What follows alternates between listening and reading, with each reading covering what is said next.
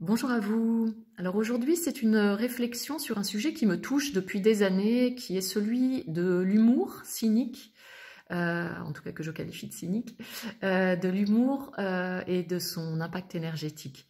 On est aujourd'hui dans une société qui utilise beaucoup l'humour cynique, c'est-à-dire se moquer de quelqu'un, utiliser ses travers pour faire rire, ses failles, les exposer en public. Et, et on a l'habitude de trouver ça drôle. Et en fait, pour ma part, je trouve pas ça drôle. Et ça me blesse profondément. Et j'avais envie de partager ça avec vous.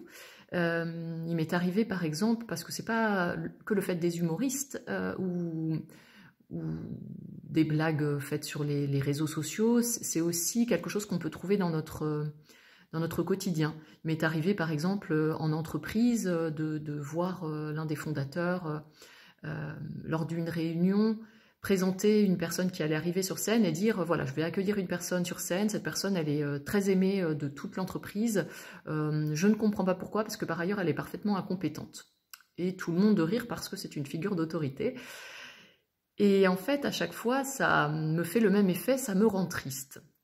Même chose, je regardais tout récemment la prestation d'un humoriste présentateur lors d'une grande cérémonie internationale qui prenait à partie les personnes et s'en moquait ouvertement.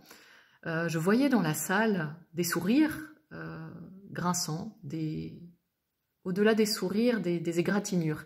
Et ce type d'humour, je vous invite pas du tout à me croire ou à partager mon avis. Je vous invite simplement à observer quand ce sera le temps de blagues de ce type, soit proposées par un humoriste, soit proposées dans votre entourage ou par vous-même, de sentir ce que ça fait, de sentir comment vous vous sentez une fois passé le sourire sur le visage et l'éclat de rire que ça provoque, avec quoi vous repartez comme charge énergétique.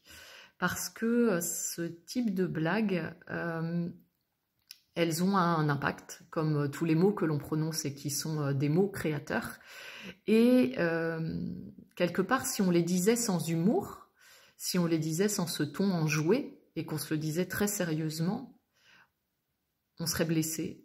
On sait qu'on n'aimerait pas recevoir ce type de blague et en être la cible. Et quelque part, en tout cas c'est ma sensation et mon ressenti, moi quand j'entends ça, c'est que quelque part en nous, on sait que ça fait mal. On sait que ça fait mal à l'autre, mais c'est pas nous. Et on en repart avec des égratignures. Et comme on a ri, on peut même en repartir avec la honte de faire mal à quelqu'un d'autre que soi, inconsciente, mais larvée. Et bien sûr, dans notre société, on n'utilise pas, ou peu, trop peu, les qualités des autres pour faire rire.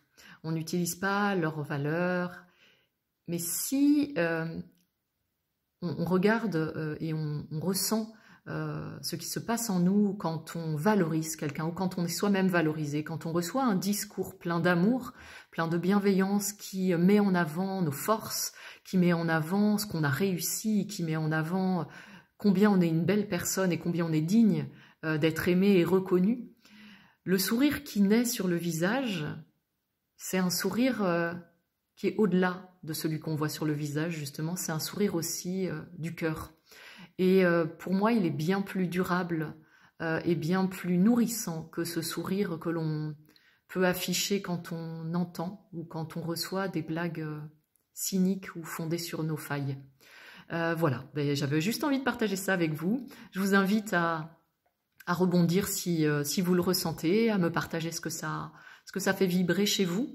Bien sûr, pour moi, on peut rire de tout, et j'aime l'humour, et en même temps, on peut rire de tout, simplement être conscient de ce que ça crée en nous et de ce que ça crée en l'autre quand on envoie ces vibrations d'humour selon le mode que l'on utilise, l'amour ou les failles, la peur et la souffrance. Je vous embrasse bien fort et je vous dis à bientôt pour de nouvelles réflexions.